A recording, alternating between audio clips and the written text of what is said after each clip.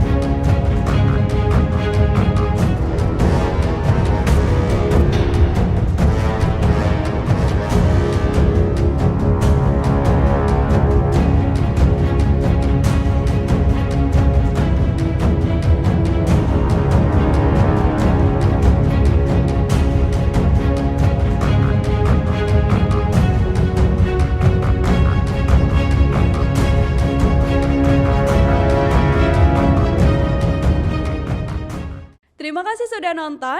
Jangan lupa like, subscribe, dan share ya.